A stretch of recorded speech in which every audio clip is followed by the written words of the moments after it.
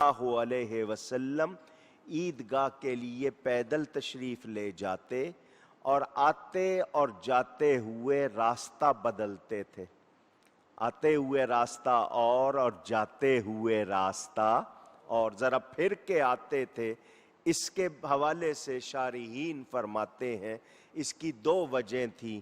ایک تو جب آپ تکبیرات پڑھتے ہیں تو بھلے وہ پتے سن رہے ہیں، درخت سن رہے ہیں، پتھر سن رہے ہیں، وہ گواہ بن رہے ہیں. دوسرا زیادہ لوگوں کی خبر گیری، اور پھر ہر قدم پر نیکی ملتی ہے. حضور صلی اللہ علیہ وسلم کا طریقہ تھا، ترمذی میں، ابن ماجہ میں روایت موجود، کہ آپ عید الفطر کے لیے جب گھر سے نکلتے تو کھجوریں کھاتے، طاق عدد 1 3 5 7 کھجوریں کھاتے تھے. اور عید الاضحیٰ میں، قربانی کی عید میں، کچھ نہیں کھا کے جاتے تھے. نماز عید پڑھ کر آتے، قربانی ہوتی تو اس کا گوشت کھاتے. لوگوں میں آج تک وہ آدھا روزہ مشہور ہے. صحیح مسلم حدیث کی مشہور کتاب، حضرت جابر بن سمرہ رضی اللہ تعالی عنہ راوی، کہ وہ کہتے ہیں میں نے متعدد مرتبہ، یعنی کئی مرتبہ حضور صلی اللہ علیہ وسلم کے ساتھ عیدین کی نماز پڑھی. نہ اذان کہی جاتی تھی عید کی نماز کے لیے، نہ اقامت تکبیر کہی جاتی تھی. صرف 2 مرتبہ پکارا جاتا تھا، الصلاۃ جامعۃ، بس اتنا پکارا جاتا، اس میں اذان اور اقامت نہیں ہوتی تھی. حضور اکرم صلی اللہ علیہ وآلہ وسلم کا ارشاد ابو داؤد میں، ابن ماجہ میں اور دیگر کتابوں میں، حضرت ابن عباس رضی اللہ تعالی عنہما راوی، کہ حضور صلی اللہ علیہ وسلم نے صدقہ فطر مقرر فرمایا. یہ مال پر نہیں، افراد پر ہے.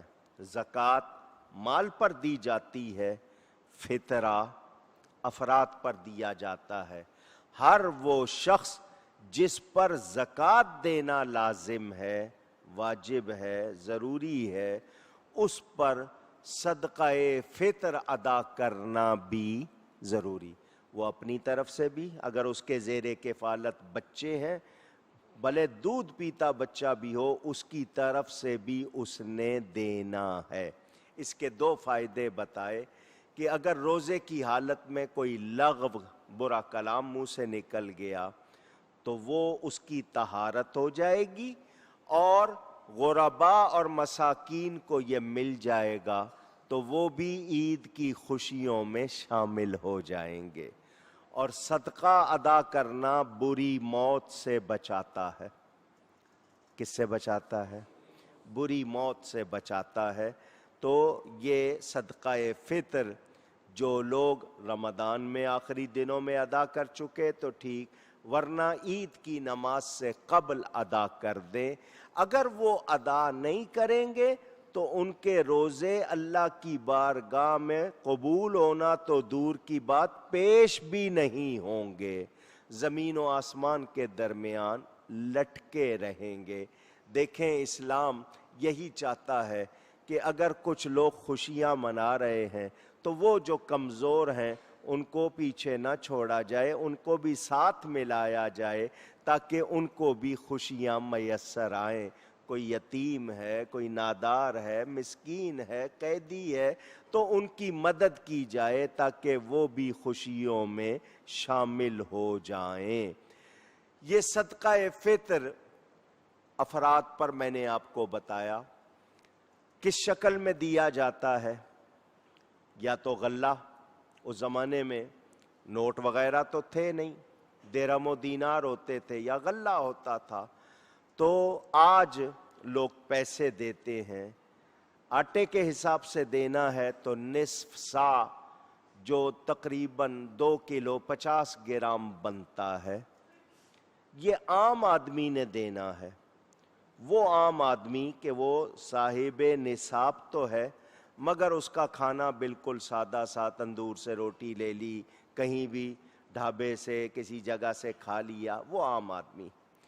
جن کے گھر ہیں، عمدہ کھانا کھاتے ہیں، اچھا آٹا لیتے ہیں، ایک سے زیادہ ڈش بنتی ہے، ستھرا کرتے ہیں، ان کو جو کے حساب سے دینا چاہیے۔ وہ ایک مفتی کے مطابق 200 اور دوسرے کے مطابق 250، دونوں فتوے موجود ہیں۔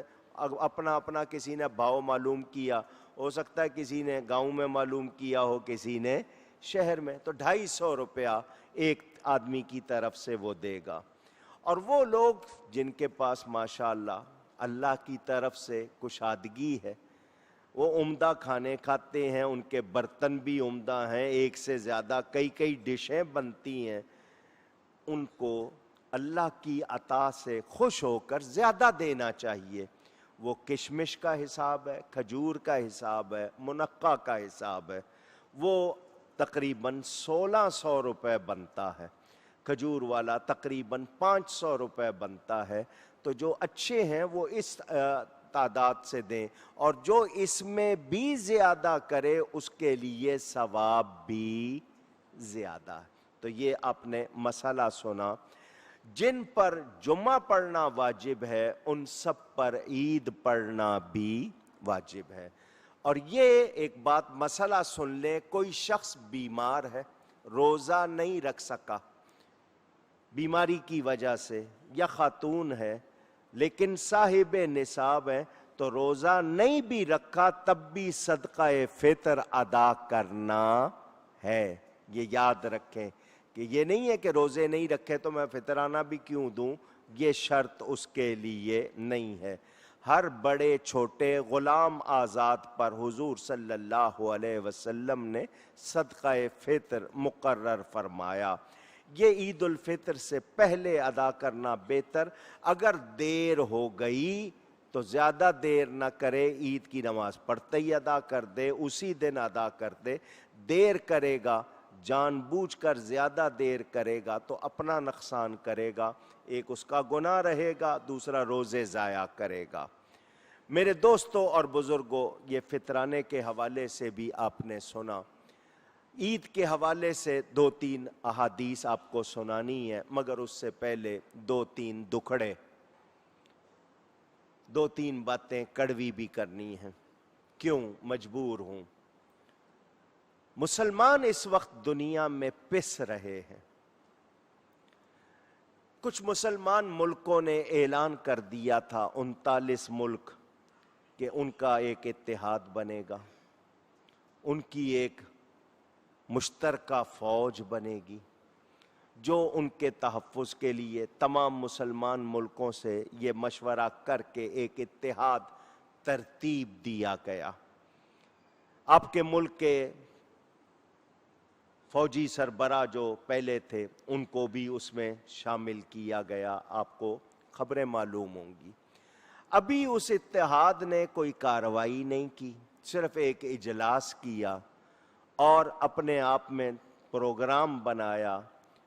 یہود و نصارہ نے اس سارے اتحاد کو پارا پارا کر دیا، نہ صرف اس کو توڑا بلکہ جو مسلمان مل کر کر رہے تھے ان کو بھی توڑا، عربوں کو توڑا، مسلمانوں کو توڑا۔ اور ہم جس طرح تماشا دیکھتے ہیں، تماشا دیکھتے رہ گئے۔ وہ جو مرضی کر لیں، وہ آپ کے اندر آ کر جو مرضی حکم دے دیں، آپ سنتے ہیں، مانتے ہیں۔ کیوں؟ ان کا کھاتے ہیں آپ کے سرمائے سے وہ چل رہے ہیں، آپ کے پیسوں سے وہ اسلحہ بنا رہے ہیں، آپ کو مہنگے داموں بیچ رہے ہیں، کیونکہ انہوں نے بنایا ہے، ان کو بیچنا ہے۔ وہ آپ پر جس طرح دھاوا بولتے ہیں اور آپ ان کے آگے جی حضوریے بنتے ہیں۔ میں پوچھنا چاہتا ہوں، کیا مسلمانوں کو ایسا ہی کرنا چاہیے؟ کیا مسلمانوں میں غیرت نہیں ہونی چاہیے؟ جب مسلمان تھے اور ان کا بھروسہ اللہ اور اس کے رسول صلی اللہ علیہ وسلم پر تھا، ساری دنیا ان سے کانپتی تھی، کیوں کہ یہ اللہ سے ڈرتے تھے، رسول اللہ کا کہنا مانتے تھے، تو دوسرے لوگ ان سے ڈرتے تھے۔ اب مسلمانوں نے اللہ کو تو مانتے ہیں لیکن اللہ کی نہیں مانتے، اللہ کو مانتے ہیں، اللہ کی نہیں مانتے، رسول اللہ صلی اللہ علیہ وسلم کے ارشادات پر عمل نہیں کرتے۔ اب نتیجے میں آپ سوشل میڈیا دیکھ لیں، انٹرنیٹ پہ جائیں، شام میں بچے کٹ رہے ہیں، عورتوں کو مارا جا رہا ہے۔ برما میں جس کا نام روہنگیا میانمار کر دیا، وہاں کیا ہو رہا ہے وہ تصویریں دیکھی نہیں جاتی۔ کویت میں کیا ہو رہا ہے، عراق میں کیا ہو رہا ہے، یمن میں کیا ہو رہا ہے، افغانستان میں کیا ہو رہا ہے، مقبوضہ بیت المقدس میں کیا ہو رہا ہے، مقبوضہ کشمیر میں کیا ہو رہا ہے۔ ہم شاید یہ سمجھ رہے ہیں کہ ہم مزے میں، ہمارے ساتھ تو نہیں ہو رہا، ان کے ساتھ ہو رہا ہے، وہ جانے۔ تو آپ اگر یہی سوچ رکھیں گے تو کل پھر آپ کے لیے بھی کوئی آواز نہیں اٹھائے گا۔ جب آپ پر خدا نخواستہ وہ وقت آ گیا، کوئی آپ کے لیے بھی نہیں بولے گا۔ کیا مسلمان کو مسلمان کا مددگار نہیں ہونا چاہیے، خیر خواہ نہیں ہونا چاہیے؟ ہم نے بھلا دیا۔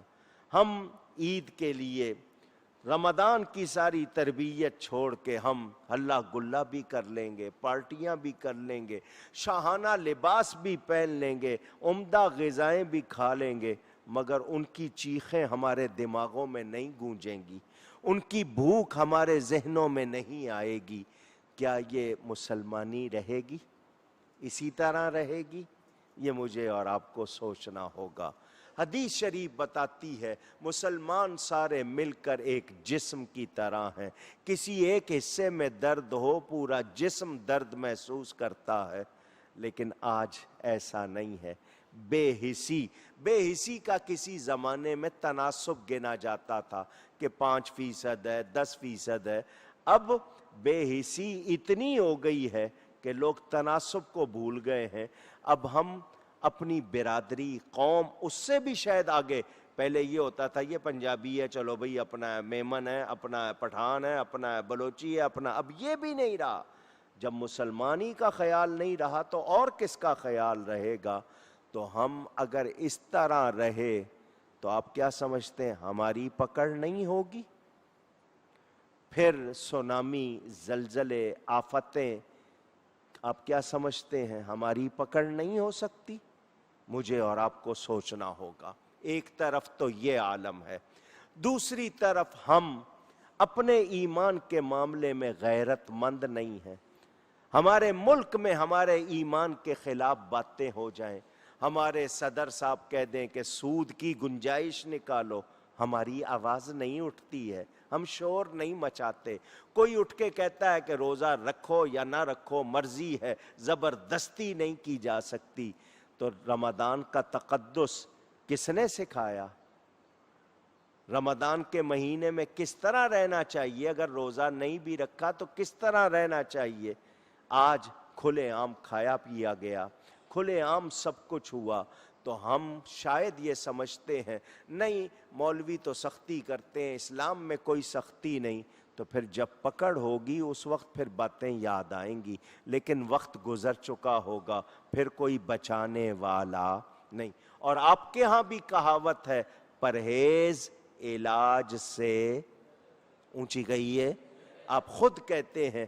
تو پھر آج اگر ہم احتیاط نہیں کریں گے تو کل پھر ہمارا بھی پرسان حال نہیں ہو۔ ایک بات، دوسری بات یہ کہ ضرب عضب کے نام سے ایک آپریشن ہوا دہشت گردی کے خلاف، اس کا تعلق زیادہ تر سرحدوں سے تھا۔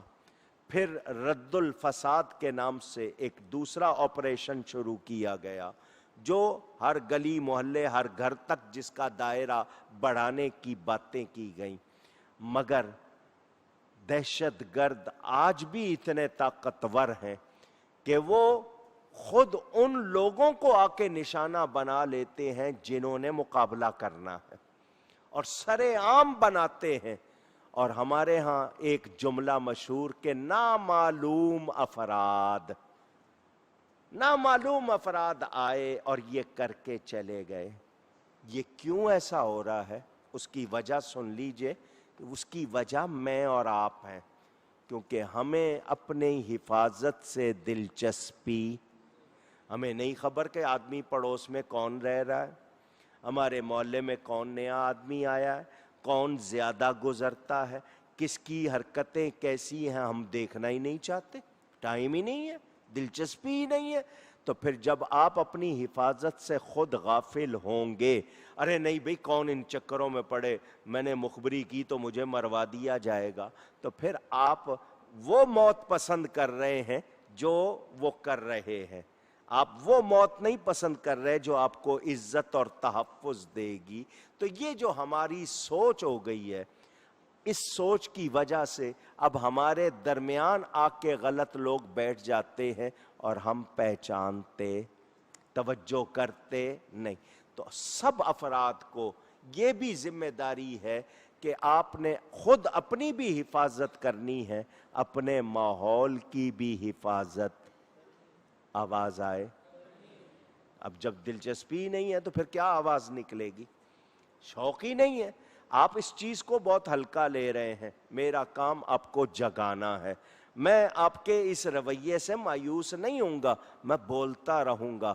میرا کام سنانا ہے. کہتے ہیں نا ہتھوڑا مارتے رہو سر پر, آواز کا اثر ہوگا. تو میں بار بار آواز لگاؤں گا کہ جاگو جاگو. اگر نہیں جاگو گے تو پھر دوسری نیند سلا دیے جاؤ گے, اور جس طرح سلائے جاؤ گے وہ منظر آپ کے سامنے. اب مجھے یہ بتائیے, ایک ٹینکر الٹتا ہے, پیٹرول نکلتا ہے, زمین خالی ہے, اس میں اس کا جیسے پانی جا کے بارش کا ٹھہر جاتا ہے, اس طرح وہ پیٹرول سارا پھیل گیا. غربت اور لالچ, غریب لوگ تھے کہ پیٹرول ہے چلو بھر لیتے ہیں, 150 روپے کا فی آدمی فائدہ ہو جائے گا. مگر نتیجہ کیا نکلا؟ تقریباً 200 افراد کچلے گئے, جھلس گئے, چہرے بھی نہیں پہچانے جاتے. کون ذمہ دار ہے؟ ٹریفک کا حادثہ آپ کہہ لیں, ٹھیک ہے ٹرک الٹ گیا, کئی الٹتے ہیں, مگر وہ لوگ کیوں مجبور ہوئے آ کے پیٹرول لینے پر؟ غربت کی وجہ سے نا, لالچ کی وجہ سے. دو ہی وجہ تھی نا, کمزور لوگ تھے, انہوں نے کہا کچھ مل جائے, وہ لینے کے لیے آئے. نہیں انہوں نے سمجھا کہ اس سے کیا نقصان ہو سکتا ہے.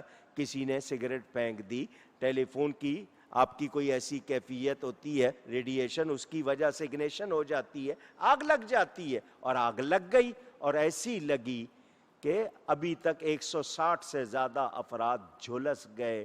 چہرے بھی کیا, وہ ڈی این اے ٹیسٹ کرنے پڑیں گے کہ یہ کون تھا, کس کا رشتہ دار تھا. ایک ایک گھر کے 12 افراد ایک ہی گھر کے چلے گئے عید سے ایک دن پہلے. کیا یہ رونے والی بات نہیں ہے؟ میں اور آپ مزے کریں, خوش رہیں. جن کے گھروں میں ماتم ہو گیا ہمیں ان کا کوئی احساس نہ ہو. اب ذمہ دار کون ہے؟ یہ ٹینکر کیا پہلے بھی اسی طرح اتنے ہی چلتے تھے؟ نہیں. ریلوے میں آپ کو پتا ہے مال گاڑیاں ہوتی تھیں, ان کے اندر تیل لے جانے کا انتظام. اس سے پہلے آپ کے ایک وزیر ریلوے کے پشاور سے تعلق رکھنے والے, انہوں نے ریلوے کو کمزور کرنے کے لیے اپنی ٹرانسپورٹ چلائی, لوگوں کو بسوں پر سفر سکھایا کہ ریل کی ٹرینیں لیٹ کرو, ان کی سروس خراب کرو, لوگ بسوں پہ سفر کریں اپنی ٹرانسپورٹ چلانے کے لیے. یہ شخصی فائدے اٹھانے والے اس طرح جانیں لیتے رہیں, ہم لوگ بے حس رہیں. ٹھیک ہے, کوئی ذمہ دار نہیں ہے. کیا ہوگا اس ڈرائیور کو, وہ اگر بچ گیا ہوگا اس کے خلاف تو کوئی کارروائی ہو جائے گی, یا جس کمپنی کا ٹرک تھا اس کے خلاف, باقی کچھ نہیں, سب چلتا رہے گا. تو عید مناتے ہوئے ذرا یہ بھی تھوڑا سا سوچ لیں, غور کر لیں. میں اور آپ, آج وہ گئے, کل ہم ہو سکتے ہیں اگر ہم نہ سنبھلے, ہماری سوچ نہ بدلی. آج سب سے بڑا مسئلہ یہی ہے, ہماری سوچ میں لاپرواہی اور بے حسی آ گئی ہے. ہمیں اب دوسرا نظر نہیں ہے. بس میرا کام ہو جائے, رشوت دے کے ہو, بھتہ دے کے حرام کر کے ہو جائے, دوسرا جو مرضی کرتا رہے. تو ماحول ہم سب بگاڑ رہے ہیں یا نہیں؟ تو پھر عید کا ایک ہی ہوئی ہماری. عید تو رحمان کو راضی کرنا ہے, اور ہم نے رحمان کو سوچا ہی نہیں. ہم تو لگے ہوئے ہیں اپنی دنیا میں, ہم اپنی خواہشات میں لگے ہوئے ہیں. آپ کو کشمیری یاد نہیں آ رہے؟ 70 برس ہو گئے انہیں خون بہاتے ہوئے, ان کی 3-4 نسلیں گزر گئیں, اسی میں کتنے لوگ یتیم ہوئے, کتنی عورتیں بیوہ ہوئیں. آپ عراق بھول گئے, بیت المقدس بھول گئے, آپ کیا کیا بھول گئے, آج کوئی یاد نہیں. مکہ مکرمہ پر حملے کی سازشیں ہو گئیں, مدینہ منورہ پر, اور میں آپ کو یہ بتا چکا ہوں اس وقت بھی یہ داعش کہلانے والے اعلان کر چکے ہیں کہ وہ روضہ رسول کو گرانا چاہتے ہیں. مسلمان کہلاتے ہیں نا وہ, اپنے آپ کو مسلمان, وہ روضہ رسول کو بت کہتے ہیں اور گرانا چاہتے ہیں. اور ہم کوئی ہمیں احساس نہیں ہے. وہاں کتنے افراد گورنمنٹ نے متعین کیے, انہوں نے جب مزار گرائے تو اس وقت نہیں سوچا تھا. آج ان کو اپنی سیکیورٹی اتنی عزیز ہو گئی ہے کہ وہ اس کے لیے کسی حد تک بھی جانا چاہتے ہیں. مسلمانوں, یہ ہماری اجتماعی فکر ہونی چاہیے, مگر ہمارے پاس نہیں ہے. عید کے دن میں آپ کو یہ پیغام دے رہا ہوں, ذرا سوچئے گا, غور کیجئے گا کہ ہماری کیا ذمہ داری ہے. قبر میں جانا ہے, ماں نہیں جائے گی ساتھ, پارٹی لیڈر ساتھ نہیں جائیں گے, آپ کی کرنسی ساتھ نہیں جائے گی, آپ کے ساتھ سہولتیں نہیں ہوں گی. وہاں آپ نے جواب دینا ہے, پھر حشر میں اللہ کی بارگاہ میں جواب دینا ہے. ذرا تھوڑی سی فکر کر لیجئے گا. دنیا آنی جانی چیز, دولت آنی جانی چیز, عہدے آنی جانی چیز ہے. ہمیں فکر ہونی چاہیے, میں بھی اور آپ بھی. اگر ذمہ دار نہیں بنیں گے تو کل آپ پر کون سا وقت آئے گا, اس وقت آپ چیختے رہ جائیں گے. جو قومیں سو جاتی ہیں, سونے کا مطلب غافل ہو جانا, جن کی توجہ ان چیزوں پر نہیں رہتی, پھر ان سے دشمن کھیلا کرتے ہیں, اور ان کے لیے کھیل آپ نے آسان بنا دیا. آپ یہاں اعتکاف میں بیٹھے ہوئے, میری مسجد میں اعتکاف میں بیٹھے ہوئے لوگ میچ دیکھ رہے تھے ٹیلی فون پر. میں کسی کو کیا کہوں, مسجد میں اعتکاف کرتے ہوئے لڑکے نوجوان میچ دیکھ رہے تھے. آپس میں لڑائیاں ہوتی ہیں, ان کی کھیل ہوتی, فرض نمازیں چھوڑ کر مسجد میں بیٹھے رہتے ہیں اعتکاف کے نام پر. بتائیے کیا کریں؟ اگر ہم نے یہی اپنا حال کرنا ہے تو پھر ہم کیوں کہتے ہیں فلانے ہمارے دشمن فلانے؟ ہم تو خود اپنے دشمن بنے ہوئے ہیں, ہم نے تو خود اپنے آپ کو تباہ کیا ہوا ہے. تو اس رمضان کو پا کر بھی ہم نے اپنے آپ کو بخشش کے لائق نہیں بنایا, اور آج ہم نے اپنی زندگی میں اس تجربے کو, پرہیزگاری تقوی کے تجربے کو جاری نہیں رکھا. تو زندگی آپ نے گزارنی ہے, جواب آپ نے دینا ہے, میں نے بھی دینا ہے, آپ نے بھی دینا ہے. ہمیں سوچنا ہوگا کہ ہم کیا کر رہے ہیں, اپنا بھلا کر رہے ہیں یا نقصان کر رہے ہیں, یہ سوچنا ہوگا. آئیے آپ کو درد سنایا, اب میں آپ کو آقا کریم کے ارشادات بھی سنا دوں تاکہ آپ کی ایمانی تازگی ہو اور آپ کو خوشی بھی ہو.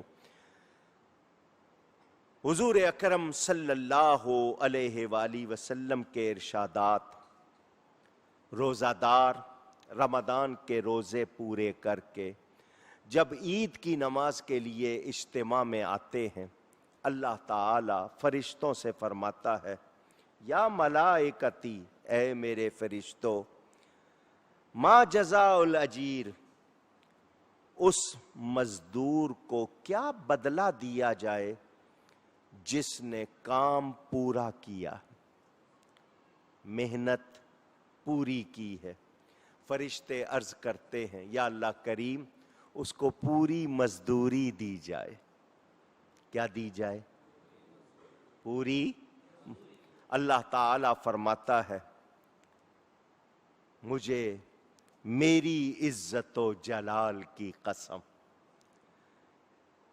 یہ آج جو مجھ سے مانگیں گے میں ان کو ضرور دوں گا.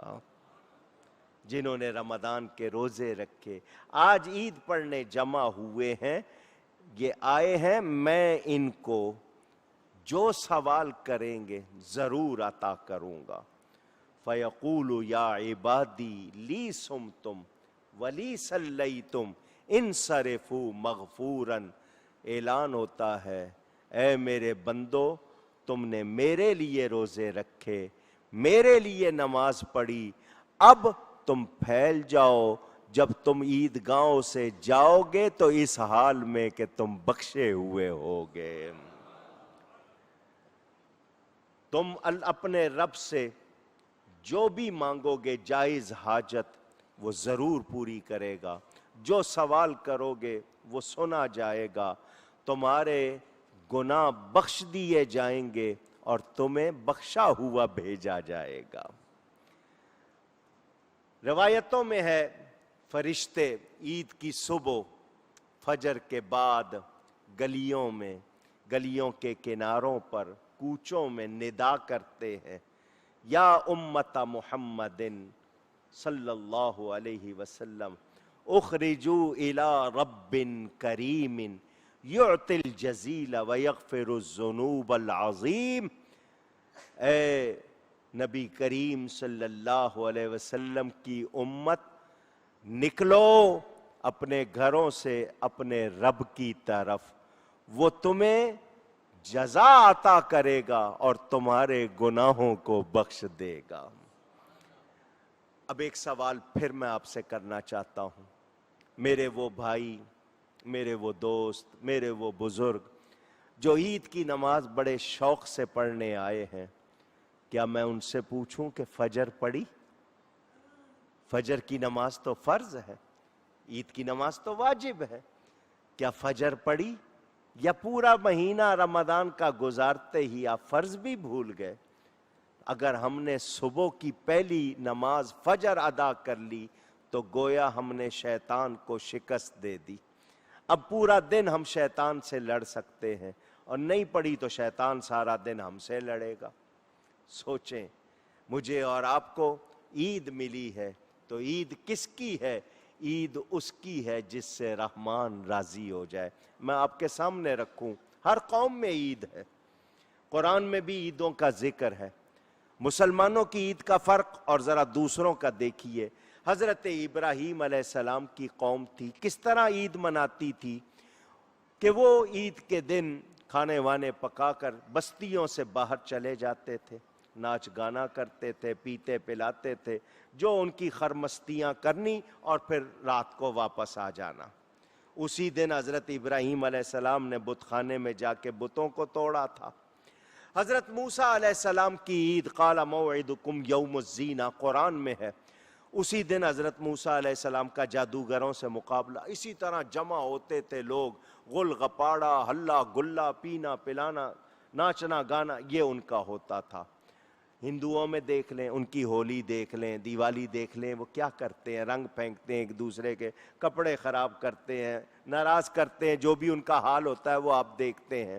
یہاں ذرا دیکھیے، مسلمانوں کی عید دیکھیے، یہ نہاتے ہیں، صاف ستھرا لباس پہنتے ہیں، خوشبو لگاتے ہیں، تیار ہو کر ظاہر کو اجلا کر کے، حالانکہ پورا مہینہ باطن کو اجلا کیا، اب ظاہر کو بھی اجلا کر لیا، اللہ کا نام جپتے ہوئے عیدگاہوں میں جاتے ہیں، اللہ کا نام لیتے ہیں، اس کی نماز پڑھتے ہیں، اس کی بارگاہ میں سر جھکاتے ہیں، تو آپ نے دیکھ لیا کافر کی عید سے شیطان راضی ہوتا ہے، مومن کی عید سے رحمان راضی ہوتا ہے۔ اب آپ نے فرق پہچان لیا، تو اصل میں رضائے الہی حاصل کرنا، اللہ تعالی کی رضا حاصل کرنا، یہ اصل عید ہے، صرف اجلا لباس پہن لینا عید نہیں۔ اچھا، اب عید کے دن، عید پڑھنے کے بعد باقی دن کیا کیا جائے؟ ڈرامے دیکھے جائیں، فلمیں دیکھی جائیں، تاش کھیلے جائیں، جو کام کرنے وہ اگر کیے جائیں تو پھر بتائیے عید رہی؟ ہم نے اپنی محنت ضائع کی یا نہیں؟ حضور صلی اللہ علیہ وسلم گھر سے نکلتے ہیں، عید کی نماز پڑھانے تشریف لے جا رہے ہیں، ایک بچہ ایک درخت کے نیچے بیٹھا رو رہا، नजर पड़ी, करीब गए, आज लोग खुश हो रहे हैं, तुम क्यों रो रहे हो? तुमने तैयारी नहीं की, तुमने कपड़े नहीं पहने, तुम ईदगाह नहीं जा रहे, यहां बैठे रो रहे हो। उसने कहा हाँ जी रो रहा हूं, मेरे पास पहनने को कपड़े नहीं हैं, मुझे कोई तैयार कराने वाला नहीं है, मैं यतीम हूं, मेरे माँ बाप नहीं है जो मुझे कपड़े पहनाएं, मुझे ईदगाह की तरफ लेकर जाएं। लफ्ज़ यतीम सुनकर मेरे आका का दिल भर आया, फरमाया चलो मेरे साथ। उसको लिया, अपने घर आए, अपनी शहजादी से फरमाया इसको तैयार करो, ये मेरे साथ ईदगाह जाएगा। उसको कपड़े पहना कर तैयार किया, आका लेकर आते हैं ईदगाह, फरमाते हैं क्या तू इस पर राजी है कि मैं तेरा बाप बन जाऊं? क्या तू इस पर राजी है कि हसनैन तेरे भाई बन जाएं? मेरे आका उस पर जो शफकत फरमा रहे थे, तो जो यतीम नहीं थे वो भी तमन्ना कर रहे थे काश आज हम यतीम होते, हम पर इतनी मेहरबानी होती। हुजूर सल्लल्लाहु अलैहि वसल्लम ने क्या सिखाया?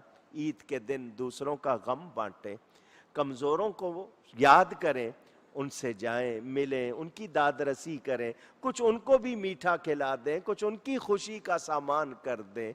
आप किसी को खुश करते हैं, आप अपने लिए जन्नत बनाते हैं, अपने लिए राहत करते हैं। लेकिन हमारा ये मिजाज नहीं, जाना भी होगा तो बॉस के घर जाना है, भाई सलाम करना है, नौकरी ख़त्म हो जाएगी, या फलाने के पास जाना है ज़रूरी है वरना पार्टी से निकाल दिए जाएंगे। हमारी ये सोच, हम रिश्तेदारों को भी नहीं, और जो गरीब हैं उनको तो बिल्कुल भी नहीं मिलते, उनके यहाँ क्या करना है, देना पड़ेगा, कुछ करना पड़ेगा, ये सोचें आ गई। ये मोहब्बतें बांटने का दिन है, दिल जीतने का दिन है। आइए अहद करते हैं, हम ईद को ईद ही रहने देंगे, खराब नहीं करेंगे। इस ईद में वही काम करेंगे जिससे रब राजी होगा और जो हमारे लिए भी अच्छाई का सबब होगा। यतीमों, बेवाओं, जो नादार हैं उनकी दादरसी कीजिए। और 6 रोज़े माह शव्वाल में रखे जाते हैं। हदीस शरीफ के मुताबिक इस माह शव्वाल में अगर कोई 6 रोज़े रख ले तो उसका फ़ायदा ये है, वो ऐसा है जैसे उसने साल भर रोज़े रखे। क्यों? कुरान में है मन जाअ बिल हसनति फलहु अशरु अमसालिहा, जो कोई एक नेकी लेके आएगा 10 गुना देंगे। तो 30 रोज़े कितने हो गए? 300, और 6 रोज़े 60 हो गए, 360। और साल के दिन इस्लामी के कितने होते हैं? 360। तो ये 6 रोज़े रख लिए जाएं तो पूरे साल के रोज़ों का सवाब मिल जाता। और ये इकट्ठे रखना शर्त नहीं है, शव्वाल में रखने हैं। लोग दूसरे दिन से ही रख लेते हैं कि आदत बनी होती है, तो बाद में सुस्ती हो जाएगी। वरना एक रख लिया, 4 दिन के बाद फिर एक रख लिया। ये पूरे महीने में इकट्ठे ना भी रखे, लेकिन पूरे महीने में अगर रख ले तो ये शश ईद के रोज़े बहुत मशहूर हैं, वो भी मैंने आपको बता दिए। और ये हमारे यहाँ मौसम बदलता है, कभी गर्मी है, कभी सर्दी है, उसके हवाले से आप जो भी अच्छा कर सकें। इस्लाम मौसमी इबादत का दीन नहीं है, सिर्फ रमज़ान में मस्जिद में आना या नमाज पढ़ना नहीं है, सारा साल करना है। सारा पता लग जाएगा पिछले जुम्मे क्या हाल था और आने वाले जुम्मे क्या हाल होगा, वो नजर आ जाएगा। शैतान छूट गया है, मगर आपने नफ्स को कंट्रोल करना सीखा है, तो ये मेहनत जाने न दीजिएगा, जाया न कीजिएगा।